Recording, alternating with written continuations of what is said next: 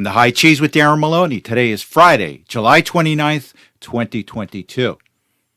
I hate to say I was right, but I've been saying this since I started this podcast in February, earlier this year.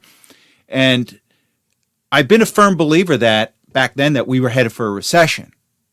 And I've been saying periodically we're going to head for a recession. And all of our indicators up for the past month has been telling us that we're going into a recession.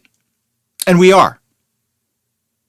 The second quarter GDP number came out on Thursday, and it was a negative 0.9%. And one of the reasons I'm doing this podcast is maybe 100, 200 years from now, people look back, take a look at my podcast, and say, hey, here's one of the few guys that got it right all the time. And that's what I'm striving for. I'm trying to get this right all the time for you. Because I firmly believe that forewarned is forearmed. So the more information we have that I can present to you to be prepared for the future is one of my goals. So in this case, I got it right. I'm not asking for a pat on the back. I want to give you more information in the future. And hopefully I'll be just as consistent. So the interesting thing I find out is that the Biden administration's in denial. Again, they're making you deny reality. And as many people have said, denial is not a river in Africa. So before that, I like doing this. So before that said, let me just go to the countdown. And I just want to go to a clip with Maria Bartiromo and then a second clip with Rick Santilli. So this is the countdown. This is when they're presenting the information on the GDP. So let's go to it, and then we'll come back and discuss. It's going to be out imminently. The number is coming up very soon, and Edward Lawrence is going to have it. It is the GDP for the second quarter, and this is the first. Edward Lawrence has the number. Yeah, this is a negative number for the second quarter. First reading, 0.9%. It's decreased 0.9%. So then again, the first quarter estimate, final estimate was 1.6% decrease. Now we have a first estimate of the second quarter decrease of 0.9%. So if you look at the common definition of a recession, that is a recession. Well, Edward, now we know why the administration was jumping through hoops to come up with a word salad about what a recession is. They saw this coming. They expected that we would, in fact, be in a recession once we got the news on the second quarter. Chicago now, Rick, ahead of those numbers.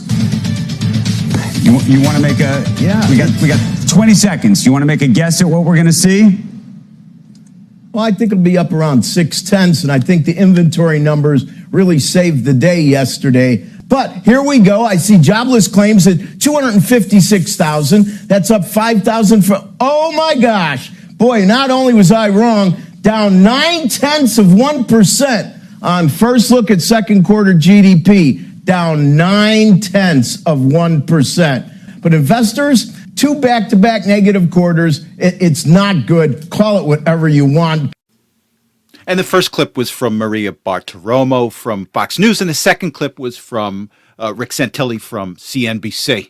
And Santilli was caught completely off guard. And the problem with Santilli is he's surrounded by these narrative pushers for the Democratic Party. The CNBC is just a cheerleader for the markets and for the Democratic Party. So I think he gets a little twisted sometimes in what his observations are. So he thought GDP was going to be up 0.6%. It came in negative 0.9%, and he was surprised, and he let everybody know. So that's where we are. But the interesting thing is Bartiromo points out, and I pointed out, is going up to this, is the Biden administration was preparing us for this number. And in doing so, they tried to change the definition of what a recession is. And just like everything else these people do, they changed the definition. My last episode, I mentioned that they changed the definition of what a female is. Going back, they changed the definition of what a vaccine is. And now they're trying to change the definition of what a recession is. These people are evil. And I think also that they're dumb. Because if they really think they can change the minds of a majority of the American people, they're wrong. And I want to go back to a couple of clips, and one is from Meet the Press, the weekday Meet the Press show with Chuck Todd. Let's go to the clip, and then we'll come back and discuss. As the administration prepares for tomorrow's GDP report, which could show a second straight quarter of overall decline in output for this economy. White House, meanwhile, is crisscrossing the airwaves in an effort to downplay fears, essentially trying to have a rhetorical debate about what to label the current economic direction.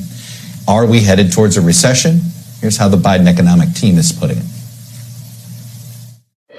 I mean, I think we've gotten into a technical discussion about what constitutes a recession. And I think, look, bringing the facts to the table is something that we as economic advisors have to do. 2 negative quarters of GDP growth is not the technical definition of recession. It's not the definition that economists have traditionally relied on. Recession is a broad-based contraction that affects many sectors of the economy.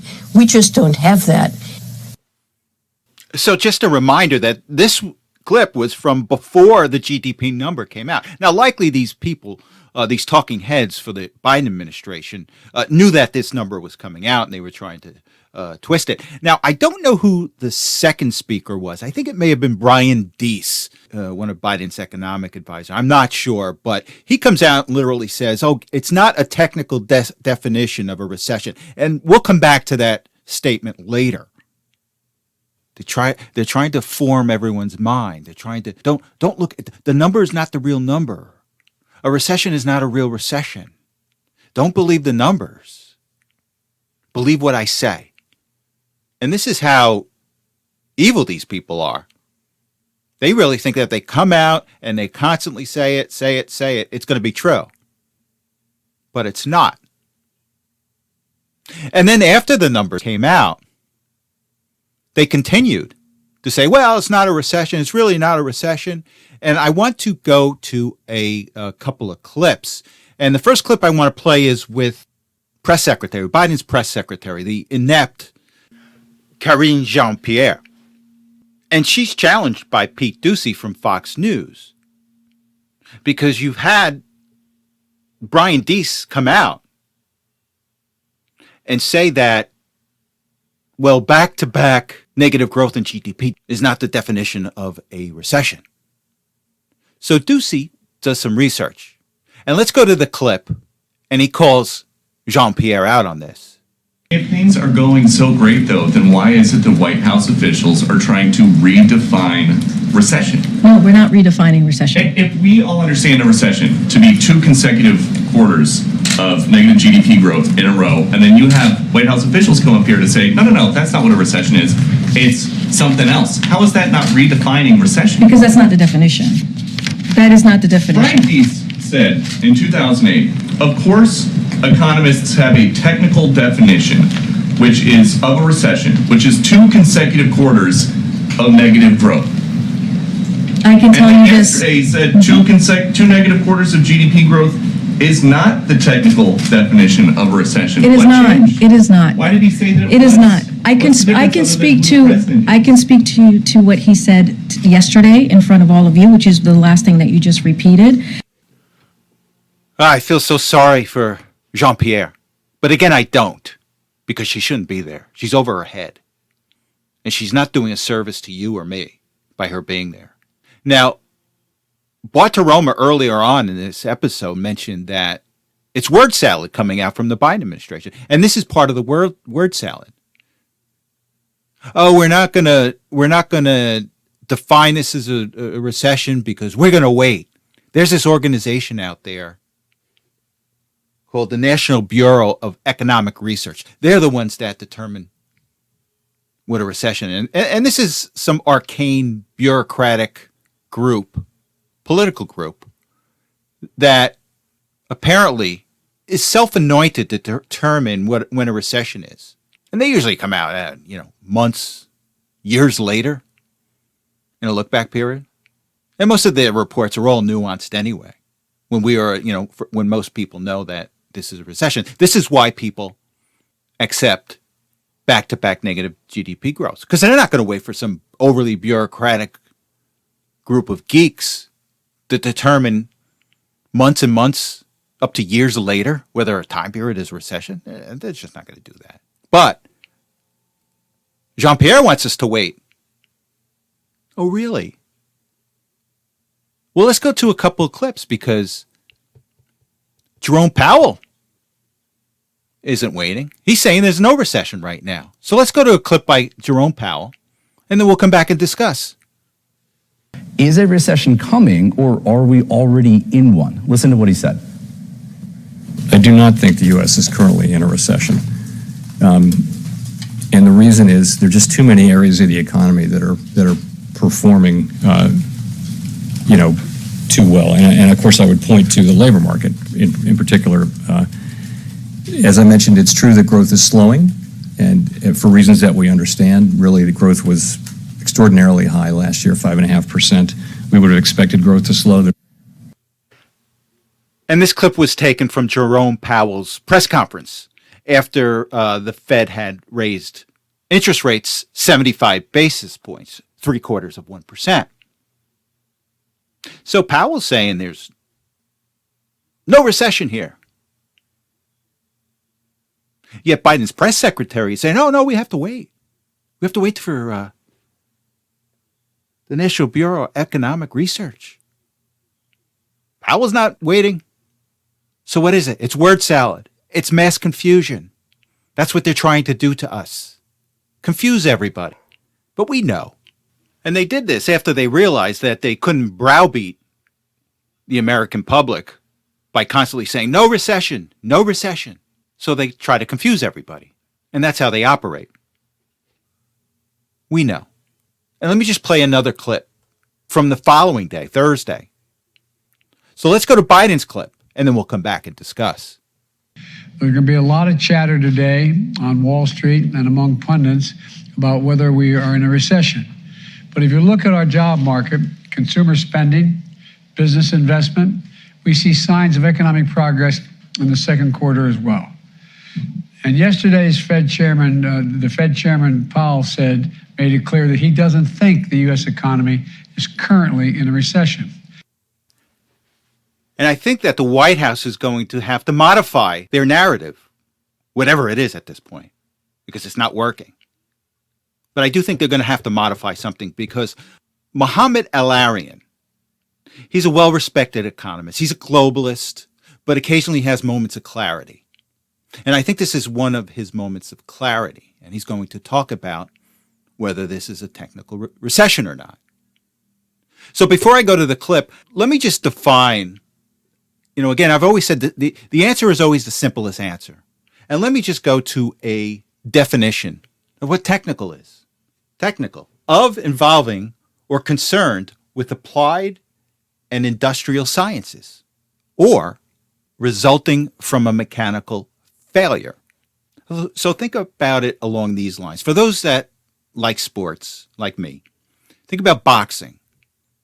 Think about a technical knockout. Now, what a technical knockout is during a fight, if a fighter is not able to defend himself, a referee will jump in and say, hey, look, this is a technical knockout. You didn't put him on the mat. He's not lights out, but he can't defend himself. That's a loss. So this is a loss. This is a recession. So let's go to El-Arian, and then we'll discuss. I think, John, it's that we have triggered the technical definition of recession, but the analytical definition, which most economists embrace, suggests that we are not yet in a recession, but the risk is high.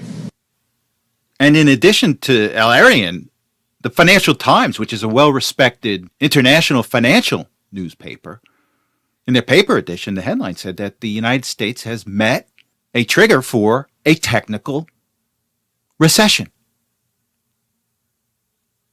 So for years and years and years, we've all accepted, it's all been generally accepted that back-to-back contractions in your GDP is a recession. The economy contracted for 2 quarters in a row. It contracted. There's no way you can put lipstick on this and make the economy look good. So we shall see. So as I mentioned before, the Fed raised interest rates 75 basis points on Wednesday. And there was a slew of negative economic data. Consumer confidence down. Pending home sales down. So where do we go from here? Now, I see every indication that we're going to have a continued slowdown in our economy. And the problem that the Fed has is how is he going to respond to a slowing economy when we still have high inflation? Because we're in a stagflation environment. We've got inflation with a slowing economy. So the dilemma that the Fed has is if we have a slowing economy, does he reduce interest rates, which can spur even more inflation? And let me tell you something. There's going to be a lot of political pressure on Powell to reduce rates before the midterm elections. You watch, just to get some decent economic data right before the midterms.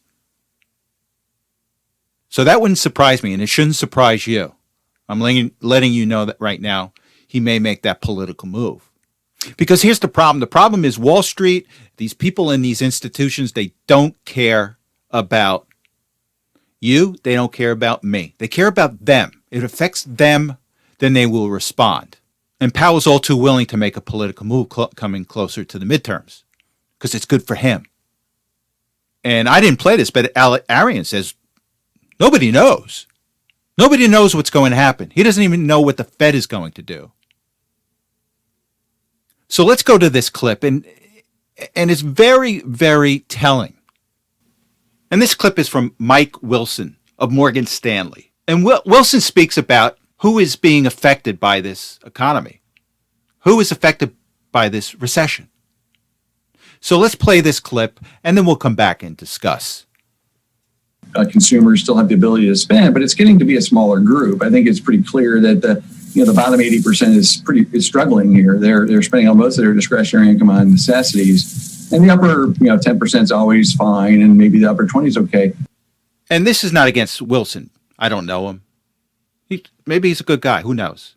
But my whole point with that comment by Wilson is that the decisions that the elites in this country have made since 2008, and even before, they're not made in your benefit. They're made for their benefit. I'd probably say the top 10%. And Wilson talks about this. You know, in the current economic environment, the bottom 80% of people are struggling. And they never thought about this until now because they've been forced to. The economy is collapsing. Working class people are coalescing around MAGA and the Republican Party. Hispanics, African Americans, they're finally seeing it. Upper middle class people are finally getting it. And now the elites and now Wall Street is responding because now this economy is going to affect them. So keep all of this in mind when you watch the decision made by those people in Washington. It's really only being done because now things are affecting them, not you and me. So we shall see. And speaking of decisions, this Chip and Security Act gives $52 billion to the chip industry. It's trying to get these chip manufacturers to bring their manufacturing back to the United States instead of China and other countries. And this is the difference between what a Biden administration is doing to address this policy versus a Trump administration. Now, whereas Biden is all too willing to spend $52 billion of your dollars and my dollars to subsidize private sector companies to bring their manufacturing back, versus a Trump administration, which I believe would have twisted arms and created a more tax-friendly policy. So here we are. We're already in the middle of a recession with high inflation, and the Biden administration is adding $52 billion to our deficit. It's absolutely absurd. And the second spending package that was agreed upon this week by Chuck Schumer and Senator Manchin was this Inflation Reduction Act. Now, doesn't that raise red flags for you? Anytime the government says, I've got an Inflation Reduction Act, it's the opposite. And this is likely the opposite. And I want to preface what I'm saying with the fact that we've got billions and billions of dollars from the American Rescue Plan and from the infrastructure plan just waiting to be thrown into the economy for years to come. So now we're adding the Inflation Reduction Act, and we're throwing more spending into the economy. And we're throwing more money into the economy when we don't know. All the experts says we don't know where we're headed. We're likely headed for an economic catastrophe. But how are we going to get there? So the prudent thing right now would be to do nothing. And this is a $450 billion package. It's about that, give or take several billion. But billions and billions of dollars are going to renewable energy. Apparently, they're creating a green bank. And this green bank, a government-sponsored bank, is going to dole out loans and give money to these renewable energy companies. And the details really have not been hashed out yet. So I really want to see what the Democrats are going to say once they see the detail. I'm not thoroughly convinced that all Democrats are going to be on board with this, only because it doesn't go far enough. So why is a bill titled Inflation Reduction giving all this money for green energy and appropriating $124 billion to the IRS to hire new employees that are likely to going to go after that 80% that Mike Wilson mentioned earlier, because they got to justify their existence. And we know how Democrats work. They're going to use the $124 billion to go after their political enemies. That's why we have to get rid of them, because they use the mechanisms of government, whether it's the IRS, whether it's the Department of Justice, to go after the political enemies. And the way I look at it, when Trump comes in, these are just more people that have to be fired from the administrative state. So it's just not prudent. But here's the message. Here's the message I get. They're rushing this thing through. The Democrats know that the Republicans are taking over, and they want to get something done. Now, this policy here, the chip manufacturing bill, as well as the Inflation Reduction Act, it's not going to reduce inflation. It will not benefit anyone between now and the midterm election. Well, look, it's going to benefit the consultants, the politically connected. It's going to help them because they're going to get money from their studies and lobby fees. But this is not going to help the average Joe on the street. And all they want to do is just get the headline. They got the headline right now. It placates the far left. But I got a feeling that when the Democrats look at the detail, there may be some reservations. This thing may get passed ultimately, but by the Democrats. But I want to see the details in this. And I'm not convinced that all Democrats are going to be on board with this. But again, my point is that this is when we have such economic turmoil right now, to be passing these massive bills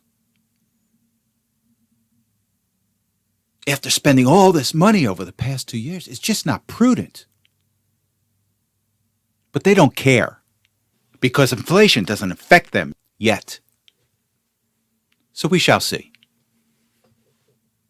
Okay, I just want to change channels here, and it has to do with wealthy billionaires and Wall Street buying up single-family homes. I know I've mentioned over the past number of episodes, I want to cover this in more detail, but I just want to read a couple of articles, and it has to do with Blackstone. And this is from Zero Hedge. Zero Hedge is saying that Blackstone has raised $50 billion to purchase single-family homes because they see the housing market crashing, and they want to come in and take these single-family homes and then rent them to single families at a later date. And I've always said that this is wrong. These Wall Street firms are preventing young couples from reaching the American dream. Additionally, Jeff Bezos from Amazon, and this is an article from Yahoo Finance, and it says Jeff Bezos-backed real estate company is on a buying spree for single-family homes. The real estate investment platform backed by Amazon.com founder Jeff Bezos has continued ramping up its acquisition of single-family rental homes in several U.S. markets. Arrived Homes, I guess that's the name of the company, acquires single-family homes to use as rental properties, then sells shares of these properties to investors through its online platform. The demand for rental property shares have grown exponentially so far in 2022, with more homes funded in July than the entire first quarter. And this is wrong. Again, this is wrong. This is something that has to be looked at once the Republicans get back. These firms are cheating American couples. Again, that is of achieving the American dream. They go into competition with a young couple. Couples have to get a mortgage. Bezos doesn't. He's got this cash. Blackstone doesn't. He's got this cash. So they have the ability to drive up this price because everything is their favor. And then the nerve, they'll rent it back to these single families.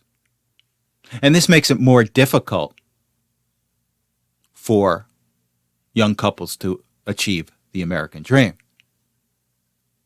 Because all it does, it just drives up the price of single family housing than it otherwise would be. And something's got to be done. This just can't go on. Now, in a related issue, and this is about buying land, it says billionaire-funded Echo Group quietly taking farmland out of production in rural America. What are they doing here? What is their intent? They want to buy farmland so you can't eat? You have to eat their food? Their Uber-processed food? And a poor young family can't buy a home because they're boxed out of it by Wall Street. What kind of country is these people creating? This has to be stopped. It says here, billionaire-funded Echo Group quietly taking farmland out of production in rural America. It says Montana Attorney General Austin Knudsen tells Fox News Digital the group's plans are flatly illegal. It says the American Prairie, a conservation project in Montana, has quietly scooped up more than 450,000 acres of land with the help of its billionaire donors and the federal government. The little-known project aims to create the largest fully functioning ecosystem in the continental United States by stitching together 3.2 million acres of private and public lands, according to the American Prairie Foundation, which founded the reserve more than 20 years ago. Much of the land purchased in Montana was used for farming and grazing. It says, however, AP's plans have faced increasing pushback from top state officials and local ranchers who argue such a nature reserve would remove key land from production and negatively impact surrounding privately owned lands. Using its donor fund, the group has purchased 118,000 acres of private land and leased another 334,000 acres of public land owned primarily by the federal government. And again, it says this is flatly illegal. Montana Attorney General Austin Knudsen told Fox News, this is federal land that is specifically by the Taylor Grazing Act, by federal law, set aside for livestock and grazing. So again, what are they trying to do here? They're trying to prevent young Americans from buying homes, eating healthy, and essentially they just want to box young couples into urban areas, high-density housing, live off the government, And this is dangerous. It's not the America that we want. So we shall see. So there's a third political party being formed, the Forward Party. And it's being co-chaired by Andrew Yang, former presidential candidate and candidate of mayor for New York, and Christy Todd Whitman, the former governor of New Jersey and EPA administrator under George Bush during 9/11. And for those of you who don't remember Christy Todd Whitman, the Queen Rhino, Christy Todd Whitman was the EPA administrator who had told everyone that the air was safe around ground zero, when in fact it wasn't. And with that said, let me go to a clip, and it's a little fuzzy because it's a number of years ago, where she actually says this, and then we'll come back and discuss. Right now, we're not getting any elevated levels that indicate concern. We have monitored in Brooklyn. We are monitoring within a 10-block area, a 10 blocks of this area, and again, the levels are all well below any indication of a health risk. So you know asbestos was in there, is in those buildings, lead is in those buildings. There are the VOCs. However, the concentrations are such that they don't pose a health hazard. We're going to make sure everybody's safe. Well, if there's any good news out of all this, it's that everything we've tested for, which includes asbestos, lead, and VOCs, have been below any level of concern for the general public health. And as a result of this, many people went back to their homes. They went back to work in the area that was contaminated. And many got sick, and many died. And we now have a 911 victims compensation fund. I think there's over $10 billion that was put into it to help some of these people that were injured by the words of Christy Todd Whitman. And I think it was 10 years later when everyone started to get sick, they had, investigation into this, and they had hearings into this. And prior to that, I think it was in 2003, the EPA Inspector General criticized the agency's handling of the crisis, finding that the EPA had no basis for its swift pronouncements about air quality. And she was later sued personally for her actions here. And the federal judge essentially said she was not liable because if she was to be liable, it would scare people from working for the EPA or in the federal government. But where she was clearly ethically compromised. And with that said, I want to go to the hearings. I think the hearings were about 7 or 8 years later. And let's listen to those hearings. And then we'll come back and discuss. Just one thing I wanted to point out is that she was criticized at these hearings because she had let press releases be politicized in the sense that they downplayed the danger that was in the area. And she let it go. So let's go to the clip and then we'll discuss. When the press releases were changed, were the folks in the White House, do you know if scientists were involved in that office? I don't know that, sir.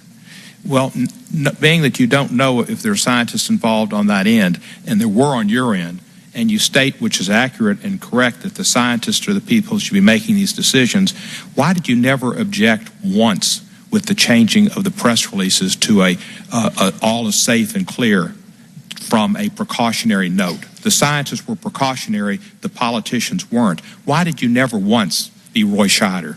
Congressman, as I indicated earlier, the thing of concern was to ensure that all of the information that the public needed to make intelligent choices was contained in those press releases, and there was. As far as the actual wordsmithing went, I left that to the people who were trying to get consensus from the various agencies, and I have to presume that scientists were involved from the other agencies You as presume, well. but you don't know. And No, I don't know. You never questioned one time. You didn't think your position was to ever speak truth to power, even if they refused and overruled you, that at least you would have rested. Your conscience would have felt good about raising an issue. And this is what we have with the Forward Party. A retread rhino. An ethically challenged retread rhino. So I don't think much of the forward party. But we shall see. Okay, let's look at the markets. Before we start on the markets, Friday, the personal consumption index came out, and it rose 6.8% year over year, and that is the biggest 12-month increase since 1982. Now, this is important to the Fed. This is important to Powell. He looks at this figure to help him determine where inflation is.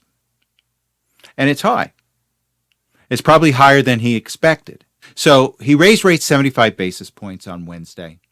GDP came in down on Thursday. And then on Friday, or the index that he uses to scrutinize inflation came in at 6.8%, which is the highest since 1982. So let's switch to stocks. And right now I'm reading from the CNBC website. It says stocks climbed for a third consecutive session on Friday as investors digested strong tech earnings and looked past concerns about high inflation and a recessionary environment. All of the major averages rose to a winning week and had their best month of 2022. The Dow Jones Industrial advanced 315.5 points, or nearly 1% to 32,845.13. The S&P jumped 1.4% to 4,130.29, and the Nasdaq Composite added 1.9% to end the day at 12,390.69. For the week, the Dow ended higher by nearly 3%, while the S&P and the Nasdaq gained about 4.3% and 4.7% respectively. The Dow rose to a 6.7% gain for July. The S&P added 9.1% for the month. The Nasdaq Composite, while still in a bear market territory, is up nearly 12.4%. Those were the biggest monthly gains for all three indexes since 2020. So a lot of people think that this is just a bear market rally because it clearly just doesn't make sense. You had interest rates rise, and you've got an inverted yield curve. So we've got inflation, and we've got recession indicators. Two terrible things for the market. Yet the market just looked beyond that and ran up quite a bit this week and for the month. So if you look at it from a rational standpoint, it doesn't make sense. And this is why people are saying, this is just a bear market rally. And a lot of people that are going to get hurt if they're buying into this market. And also I look at volume. Generally, volume is lower in the summer months. So the crazy people can have a larger effect on the market than normally would. So I hope it's just crazy people.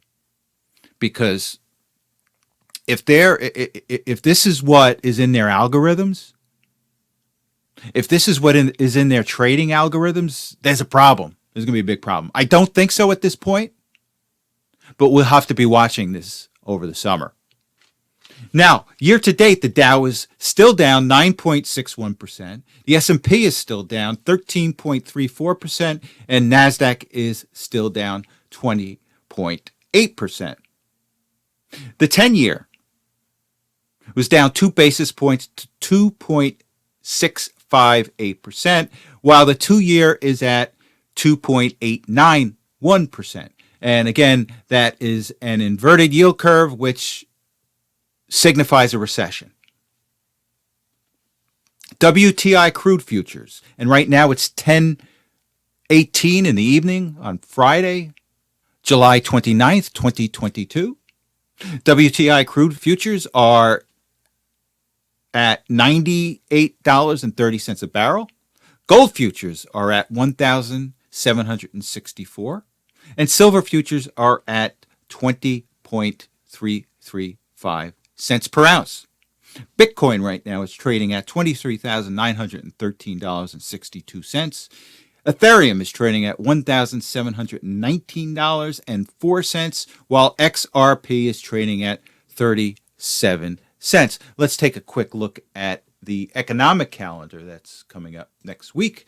And A couple of important items. We have the ISM Manufacturing Index coming in on Monday at 10 a.m.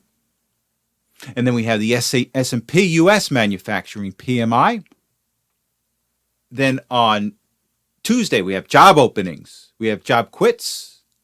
We have real household debt. And then on Wednesday, we have the S&P U.S. Services PMI. We have the ISM Service Index. We have factory orders. And we have core capital equipment orders. And then on Thursday, we have our standard initial jobless claims, continuing jobless claims, and our trade deficit. Then on Friday, we've got non-farm payrolls. We've got the unemployment rate. We have average hourly earnings, and we have the labor force participation rate. Now, we'll get into this next week after the numbers come in. But with that said, you have a good weekend, you have a good week, and I will talk to you next Saturday. Thank you for listening.